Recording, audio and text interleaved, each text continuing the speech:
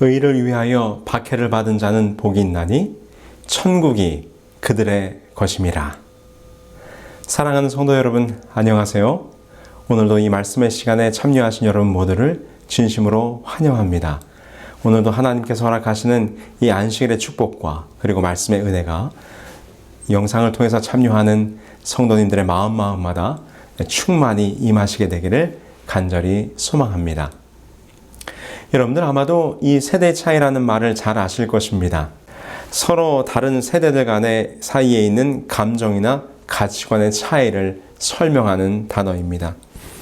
사실 세대 차이는 신세대와 구세대 사이의 차이점을 설명하는 말로서 아주 일상적으로 많이 사용하는 단어지요. 그런데 이 단어가 처음 사용된 것은 1960년대 이 미국에서 이 자녀와 부모 간의 문화적 차이에 대하여 설명하면서 이 세대 차이라는 말이 처음으로 생겨나게 됐습니다. 여러 가지로 급격하게 변화하는 사회 속에서 이 세대 간의 문화와 사고 그리고 삶에 대하여 생각하고 접근하는 방식이 달라지게 되면서 이 세대 차이라는 말이 자연스럽게 생겨나게 된 것이죠. 결국 이러한 세대 차이는 각 세대들마다 자신들의 삶을 살아가는 삶의 방식과 그리고 가치관의 차이를 만들어내게 됐습니다. 지난 1998년도 이 월 스트리트 저널과 MBC에서는요, 미국의 성인 18세부터 38세까지의 젊은 성인들을 상대로 인생에서 가장 중요한 가치는 무엇인가라는 질문을 던졌습니다. 인생에서 가장 중요한 가치란 무엇인가? 그때 당시에 이 미국의 젊은 세대들이 대답한 답은 이것이었습니다. 열심히 일하는 것. 왜? 무엇을 위해서?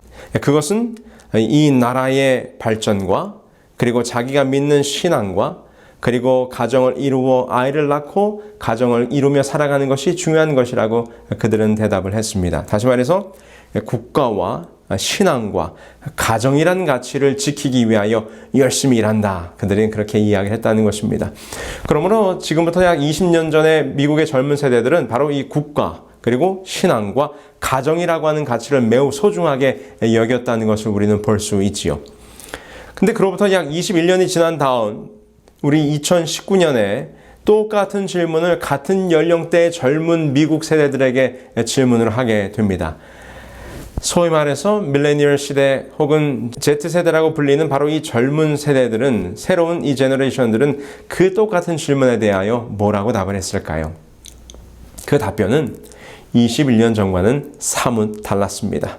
아이를 낳고 가정을 꾸리는 것, 이 가족에 대한 가치관에 대해서 소중히 여기는 것이 상당히 그 퍼센테이지가 낮아졌어요.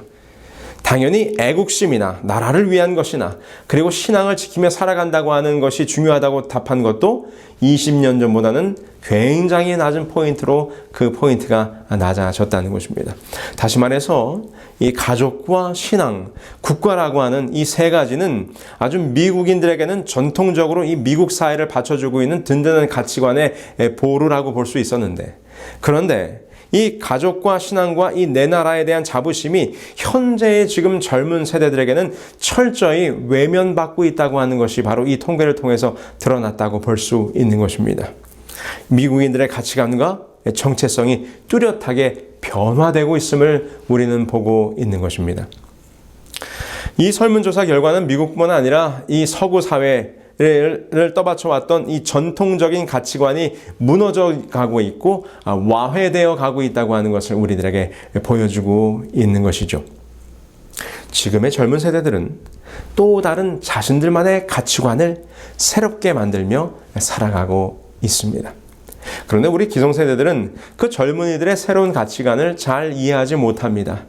우리 기성세대들이 이해할 수 없는 것들이 그들에게는 새로운 가치가 되고 삶을 살아가는 가치관으로 자리 잡고 있습니다. 이렇듯 세상의 가치관은 변합니다. 시대와 역사가 흘러가면서 그리고 그 어느 때보다 빠른 변화와 예측할 수 없는 일들이 벌어지면서 이런 세상을 살아가는 사람들의 가치관이 매우 빠르게 기존 세대와는 다르게 변화되고 있다는 것이죠. 사람들은 그 시대와 환경에 맞춰 자신들의 삶을 살아가는 새로운 가치관을 만들거나 그런 새로운 가치관을 찾으며 살아가고 있다는 것입니다. 성도 여러분, 우리는 지난 2달여 동안 바로 이 그리스도인의 삶의 가치관에 대해서 함께 나누었습니다. 예수님께서 갈릴리 작은 언덕에서 선포하신 당신의 은혜의 왕국, 그 왕국의 백성들이 가지고 살아가야 할 그리스도인의 삶의 가치관, 그것을 우리는 이 팔복의 8가지 삶의 자세로 살펴보았습니다. 그 8가지 그리스도인들이 그들의 가치로 삼아야 하는 삶의 원리들은 무엇이었습니까? 가난하고 애통하고 온유하며 줄이고 목마른 자가 되고 긍휼히 여기는 자가 되며 마음이 청결하며 화평케 하는 자로 살아야 된다고 우리는 배웠습니다. 그리고 오늘 우리 이 시간 마지막 시간을 통해서 뭐라고 말씀하시는가? 의로 인하여 핍박을 받는 삶의 자세. 이것이 바로 하나님의 나라에서 살아야 할 그리스도인들의 삶의 가치관이라고 우리는 지금 함께 나누고 있는 것입니다. 그런데 정말 사실 이 팔복은 세상의 눈으로 보면 진정한 복이라고 할 수 있겠습니까? 세상의 가치관으로 볼 때, 세상의 기준으로 볼 때 이러한 사람들은 바보 같고 빼앗기는 사람들이지 결코 행복한 사람들이라고 볼 수 없을 것입니다. 더구나 오늘 마지막 8번째 복은 더합니다. 뭐라고 말씀하셨어요? 예수님께서 말씀하시기를 의를 위하여 핍박을 받은 자가 복이 있다고 말씀하시면서 이 팔복의 마지막 대단원의 결론을 내리고 있는 것입니다. 아무리 의 때문이라고 하지만 욕먹고 손해보고 오해당하는 삶이 어떻게 행복한 삶이 될 수 있겠습니까? 차라리 이 길은 피해야 할 길처럼 우리들에게 생각되어지는 것입니다. 자, 그렇다면 우리는 어떻게 해야 합니까? 예수 그리스도를 영접한 그리스도인들은 그들의 가치관이 달라져야 합니다. 세상의 기준으로 우리가 이 삶을 바라봐서는 안 된다는 것이죠. 여러분, 우리가 신앙생활을 하다 보면 깨달음의 순간이 있습니다. 아, 그렇구나. 인생이란 이런 거구나. 예수님은 정말 이런 분이시구나라는 것을 영적으로 깨닫게 된 순간이 우리들의 삶 속에 있다고 하는 것입니다. 예배를 드리다가, 묵상하다가, 혹은 기도하다가, 혹은 일상의 삶을 살다가, 때로는 누구와 대화를 하다가 문득 말씀이, 예수님의 그 진리가 내 마음속에서 깨달아지는 그런 영적 깨달음의 순간이 있다고 하는 것입니다. 우리들의 영적인 눈을 가리웠던 비늘이 벗겨지는 순간이 우리들의 삶 속에 반드시 있어야 한다는 것이죠. 그래서 하나님을 경험한다라는 말은 하나님의 말씀이, 예수님의 삶이 내 안에 들어와 내 속에서 성육신이 되어 그분을 통한 거듭남의 삶을 경험하는 것을 의미하는 것이죠. 근데 여러분, 이것은 세상의 상식이나 학문적 추론이나 과학적 가정을 뛰어넘는 일이에요. 그런 것들로는 설명할 수 없는 변화가 우리들의 마음속에서 일어나는 것입니다. 그래서 사도 바울은 이러한 경험을 이렇게 우리들에게 이야기하고 있어요. 우리 주 예수 그리스도의 하나님, 영광의 아버지께서 지혜와 계시의 정신을 너희에게 주사 하나님을 알게 하셨다라고 말합니다. 무엇을 주셔서요? 지혜와 계시의 정신. 여러분, 여기 개정개혁에는 지혜와 계시의 정신이라고 번역되어 있지만 공동 번역에서는 이것을 뭐라고 표현했는가 하면 영적인 지혜와 통찰력이라고 표현했어요. Spiritual wisdom and insight. 이것을 다른 말로 무엇이라고 표현할 수 있는가 하면 하나님의 영, 곧 성령이라고 표현할 수 있습니다. 다시 말해서 성령께서 우리들의 마음속에 내재하시는 순간, 어느 순간 갑작스럽게 우리들의 삶 속에서, 내 마음 속에서 영적 깨달음의 순간이 오게 되는 것입니다. 아하 모멘트가 오게 되는 거예요. 그래서 이렇게 성경은 말합니다. 오직 하나님이 성령으로 이것을 우리에게 보이셨으니 성령은 모든 것 곧 하나님의 깊은 것이라도 통달하시느니라. 사도 바울이 고린도전서에서 말씀하신 말씀이에요. 성령께서 우리들의 마음속에 임하실 때 우리가 그 하나님의 뜻을 통달하게 된다는 것입니다. 하나님의 뜻을 깨닫게 된다고 하는 것이죠. 최근 몇 주 동안 우리 시카고 지역 성도들이 함께 협심하여 기도하고 있는 한 분이 있습니다. 그분 누구신가 하면 바로 우리 시카고 한마음교회 출석하시는 우리 장세령 집사님의 부군되는 우리 장익순 박사님을 위해서 우리가 기도하고 있습니다. 장희순 박사님은 한국 카이스트에서 정말로 이 노화 방지의 정말 세계적인 권위자로서 탁월한 업적을 기록하고 있는 바로 국가적인 인재입니다. 아주 훌륭한 분이시죠. 근데 우리 장희순 박사님께서 이제 지금 현재 암으로 투병 중에 있습니다.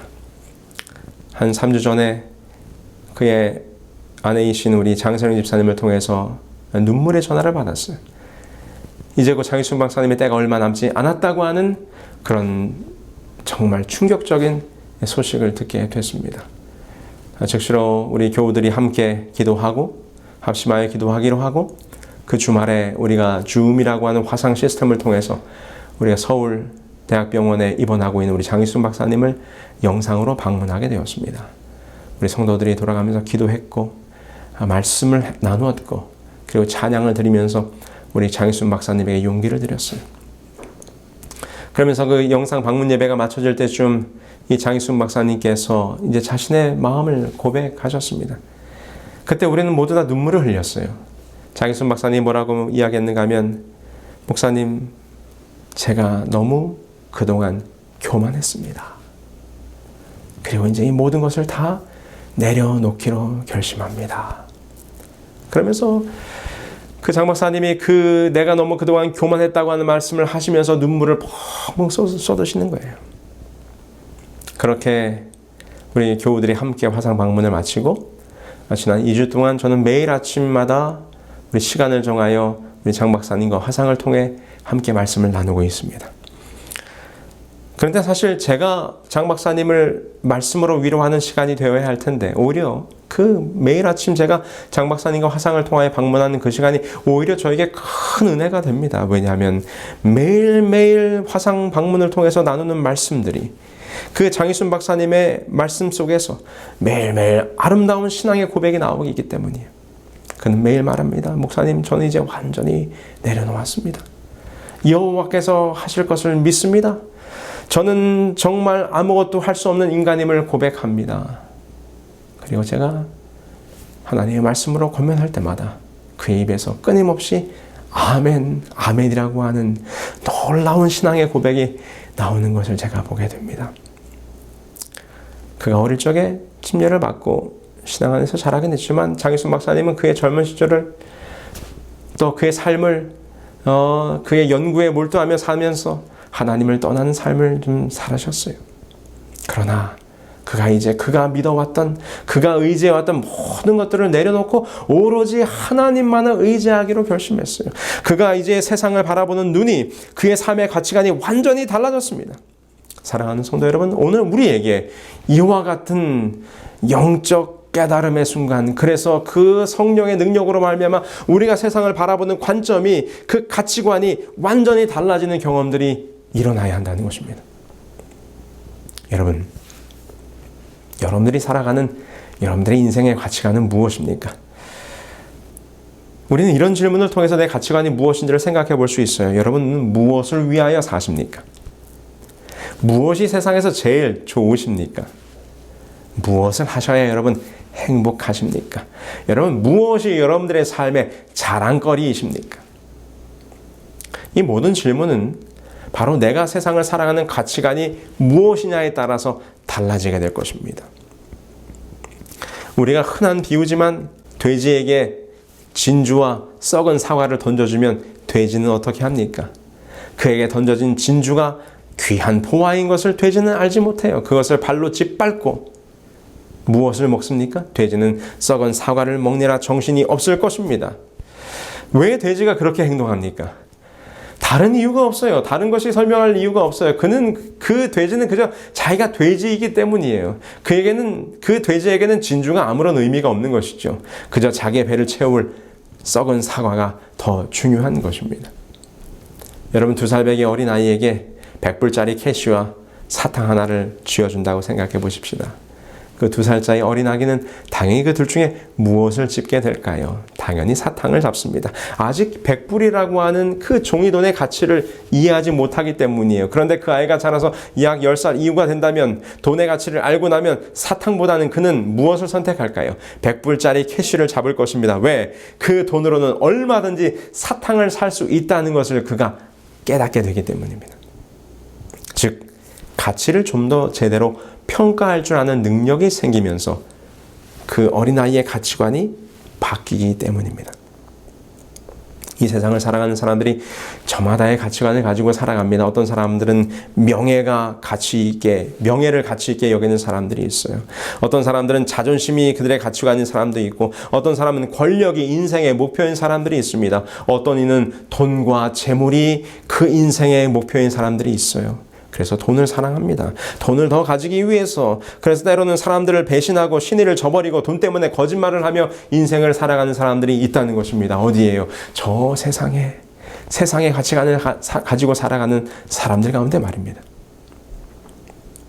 그러나 우리는 달라야 합니다. 이러한 세상에 속한 것들 말고 하나님의 나라가 가치관인 사람들이 있다는 것입니다. 이들은 영원한 나라의 인생의 목적을 둔 사람들입니다. 성경은 이들을 그리스도인이라고 말합니다. 이들의 존재는 하나님의 자녀이며 이들의 가치관은 하나님의 나라와 거룩입니다. 즉 다시 말해서 그 인생의 삶이 누구를 닮아가는 것? 예수 그리스도의 성품을 닮아가며 사는 사람들.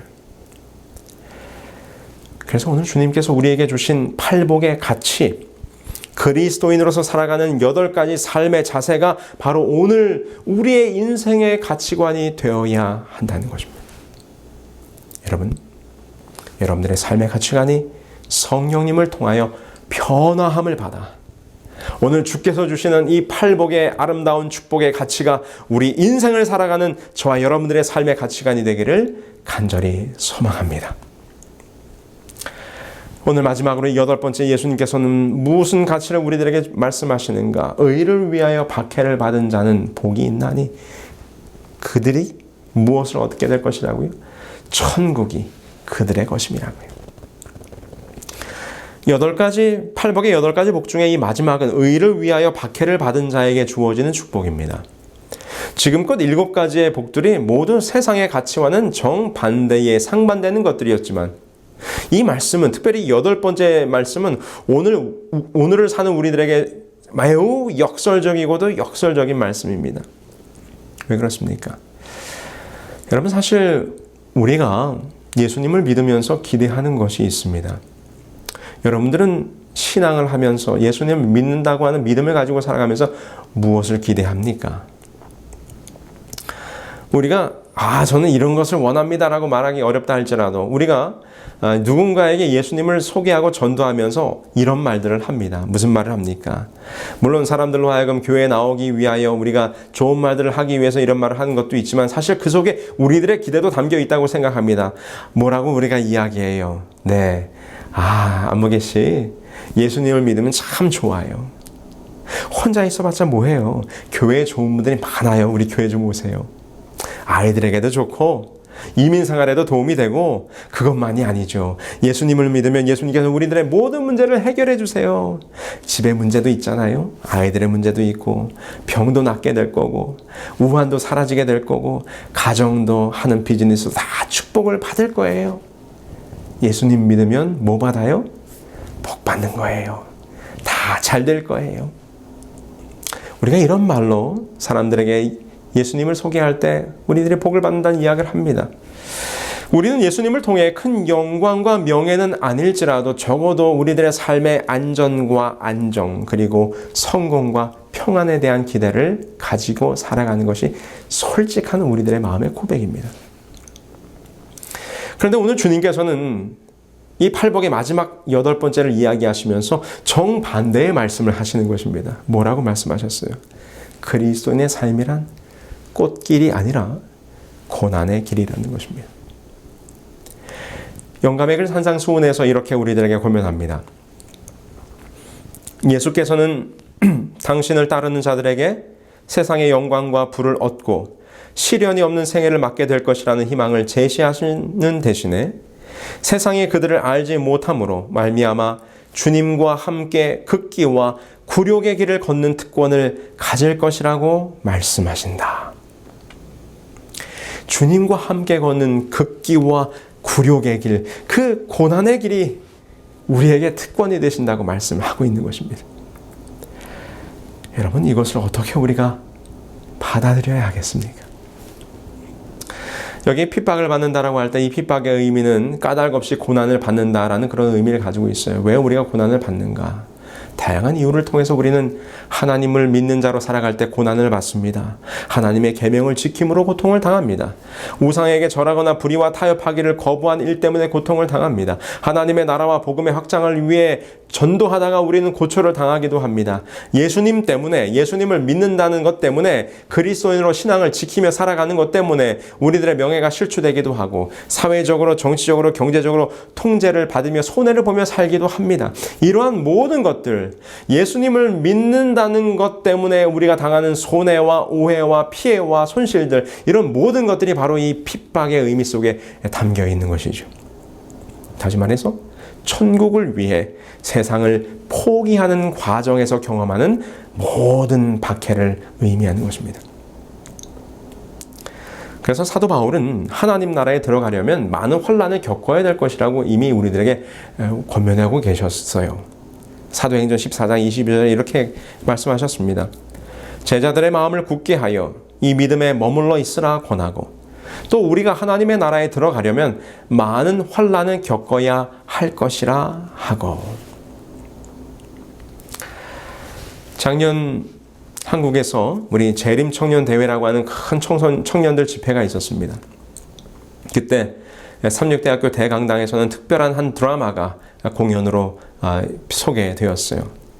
청춘 드라마 나는 재림 청년입니다 라는 주제로 한 공연이 선보였는데, 이 공연 속에서는 한 특별한 젊은이의 실제 사연이 소개되었습니다. 신계의 재판이라고 하는 제목으로 준비한 이 드라마의 스토리는 바로 이것입니다. 의학 전문대학원에 재학 중이며 열심히 의사가 되기 위해서 꿈꾸던 의학도인 한지만 군이라고 하는 청년의 이야기예요. 그가 의학도가 되어서 열심히 의사가 되게 하고 준비하고 있었지만 그에게 신앙의 시험이 닥쳐오게 됩니다. 그것은 무엇일까요?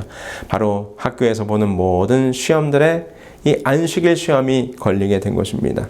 이 한지만 군은 교수님들에게 자기의 신앙을 고백하고 자기의 종교적 신념을 밝히고 안식일에는 자기가 시험을 볼 수 없음을 설명했어요. 그리고 교수님들에게 안식일을 피하여 다른 날 대체 시험을 볼 수 있도록 해달라고 하는 요구를 하게 됩니다. 그러나 그의 요구는 묵살되었고 그는 결국 시험을 보지 못하게 되죠.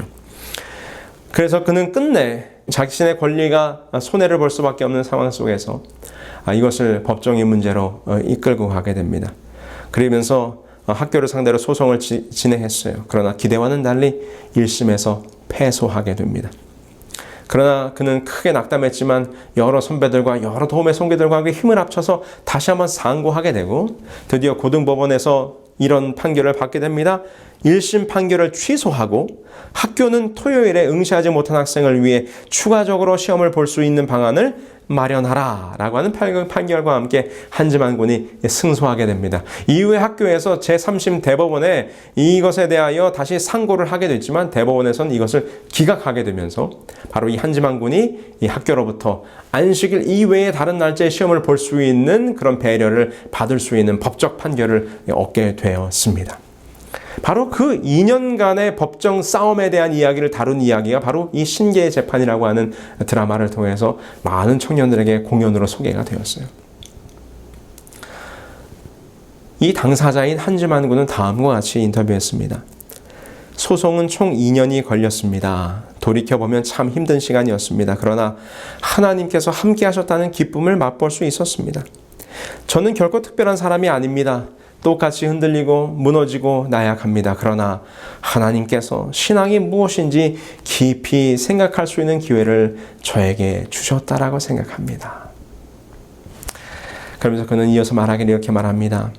2년의 시간은 결코 무의미하거나 단순히 힘들기만 한 시간은 아니었습니다. 매 순간 우리와 함께 하시는 하나님의 돌보심에 대해 배우는 시간이었습니다. 그분은 언제나 우리에게 놀라운 결과를 주십니다. 여러분, 한지만 군은 무엇을 위해 그의 그 젊은 날의 고귀한 시간 2년여의 시간을 힘들고 어려운 고난의 시간으로 보내야만 했습니까? 세상의 사람들은 그의 행동을 이해할 수가 없습니다. 토요일에 시험을 치르면 끝나게 될 일을 정말 세상의 가치관으로 보면 참으로 어리석은 짓입니다. 그러나 그는 자신의 가치관, 세상의 가치관이 아니라 하나님의 가치를 더 높이 여기고 사는 젊은이였습니다. 우리가 그리스도인이 되어 하나님의 가치관을 살아가다 보면 우리는 항상 세상의 가치관과 충돌할 수밖에 없는 순간을 맞이하게 됩니다. 그래서 예수님께서도 우리들에게 이렇게 말씀하신 거죠. 천국 시민들은 이 세상에서 환난 당할 것을 이야기하는 바. 우리가 환난을 당할 것이라는 것입니다. 왜요? 우리는 세상의 가치관이 아니라 하나님의 가치관으로 이 세상을 살아가고 있기 때문이죠. 성도 여러분, 지금 어떠한 가치관의 충돌을 경험하고 계십니까? 하나님의 말씀에 순종하기 위해 무엇을 손해보고 있습니까? 그리스도인으로 살아가기 때문에 어떤 불이익을 당하고 있습니까? 그리스도인의 삶은 결코 꽃길이 아닙니다. 이 세상과 부딪히며 투쟁하며 살아야 하고, 그래서 이 세상의 거친 저항과 반대와 핍박을 받을 수밖에 없는 것이 그리스도인의 삶이라고 오늘 주님께서 말씀하시는 것입니다. 그러나 주님은 말하기를 그것이 우리에게 복이라는 것입니다. 오늘도 이 세상의 가치관과 충돌하며 살아가는 우리들에게 예수님께서 이렇게 말씀하십니다. 이것을 너희에게 이르는 것은 너희로 내 안에서 평안을 누리게 하려 함이라.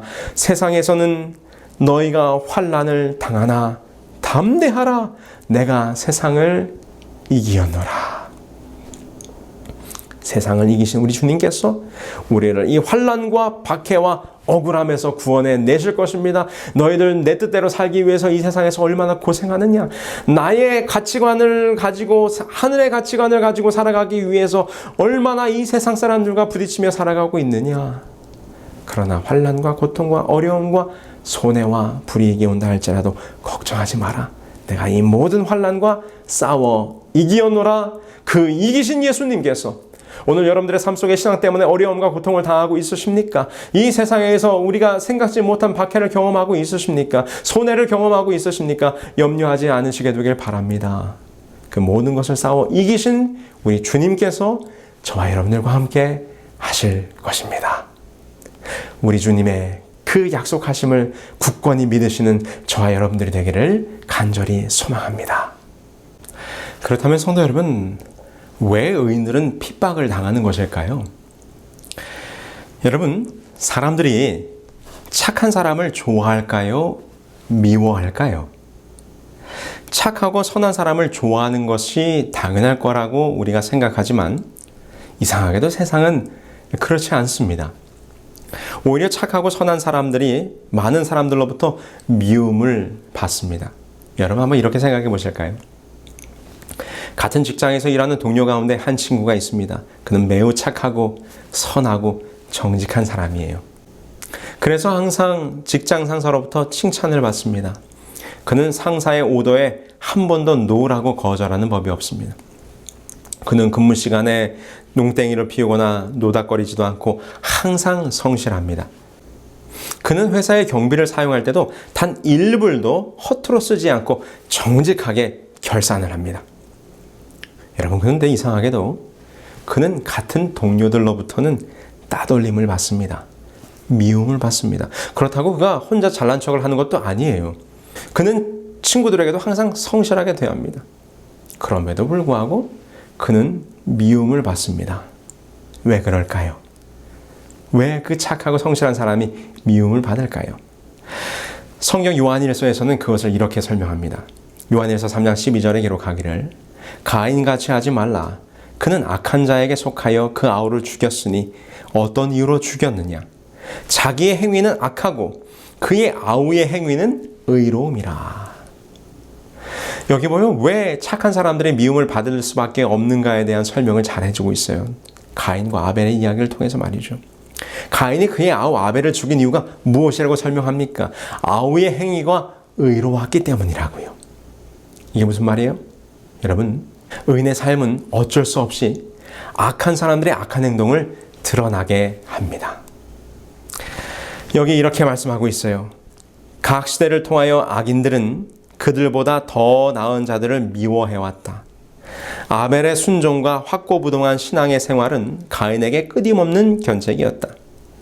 악을 행하는 자마다 빛을 미워하여 빛으로 오지 아니하나니 이는 그 행위가 드러날까 함이니라. 하나님의 충실한 종들의 품성에서 반사되는 하늘의 빛이 밝으면 밝을수록 경건하지 않은 자들의 죄는 더욱더 분명히 드러나며 그들의 평안을 깨뜨리는 하나님의 종들을 죽이고자 더욱더 단호하게 노력할 것이다. 이것이 바로 의롭게 살고자 하는 자들이 핍박을 받는 이유입니다. 의를 위하여 사는 자는 악인들로부터 핍박을 받게 되어 있어. 왜냐하면 자신들의 의로움 때문에 악한 사람들의 악한 행동이 더 드러나기 때문이죠. 더 나타나기 때문입니다.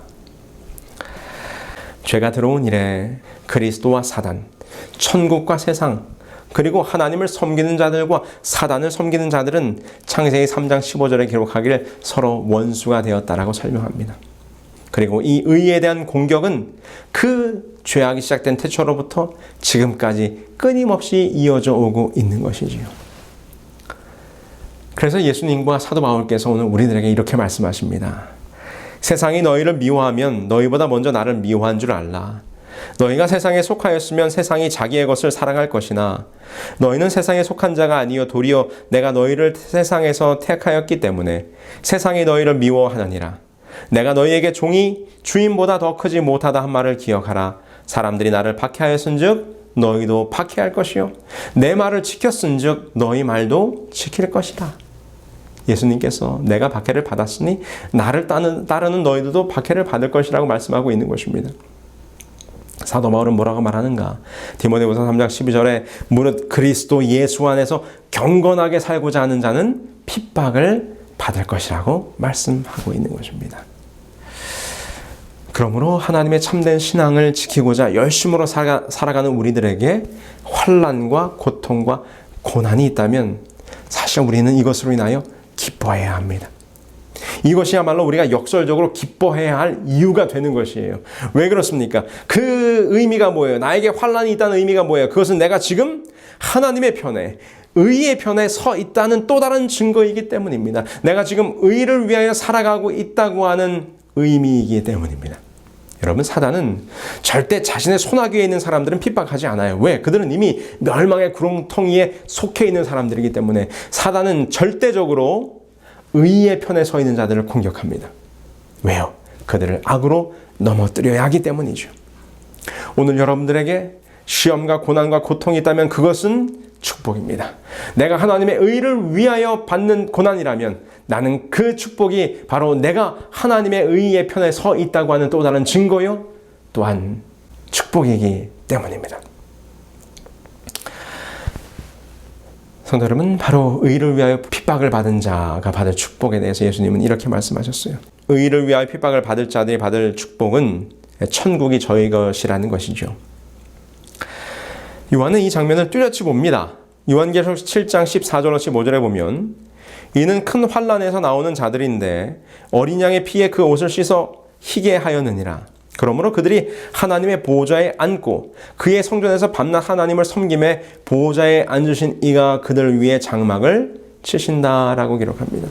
여기 요한계시록 7장에서 요한은 바라봐요. 하나님의 보호자 앞에 구원받은 백성들이 어떠한 자들인가? 무엇을 경험한 자들이에요? 큰 환난을 통하여 나온 자들이라고 성경은 분명히 말합니다. 산상수훈에서 똑같이 이렇게 설명하고 있죠.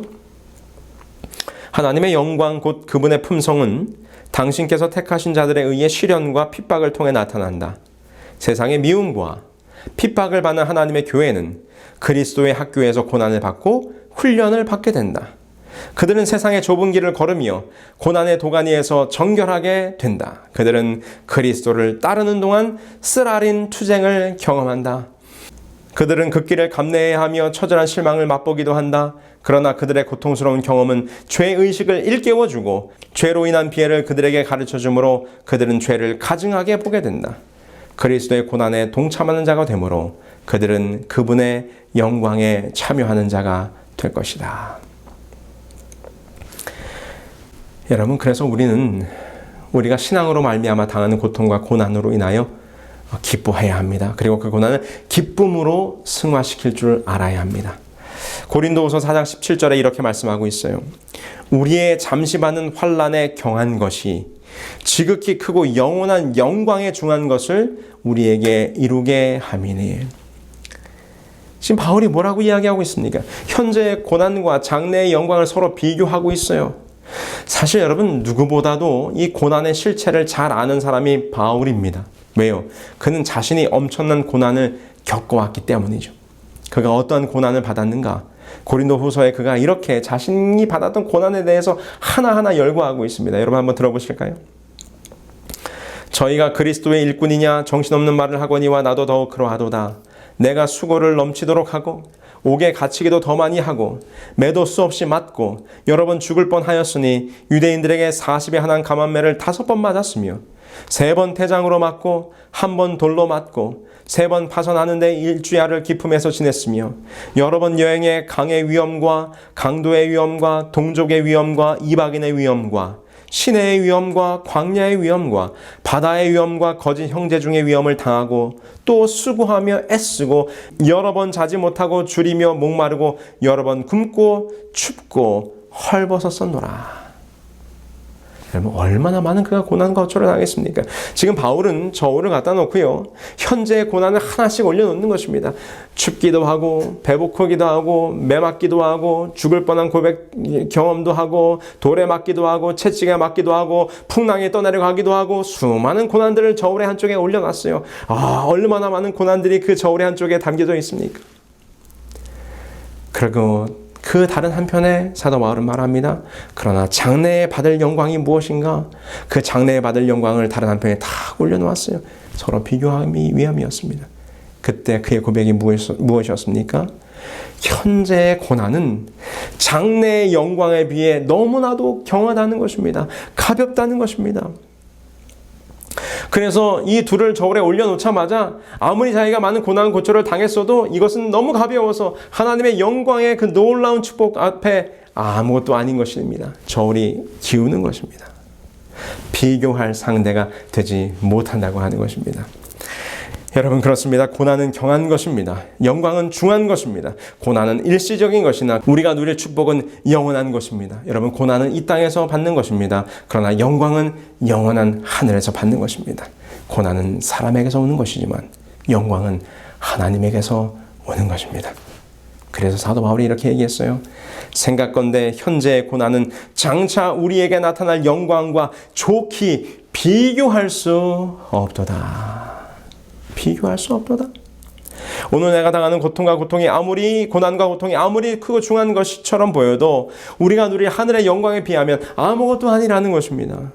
그래서 오늘 8번째 축복, 의를 위하여 핍박을 받을지라도 그것이 복이 되는 것은 그것으로 인하여 우리가 저 하늘을 받을 자들이 될 수 있기 때문인 것입니다. 사랑하는 성도 여러분, 오늘 주님으로 인하여 손해보는 것이 있으십니까?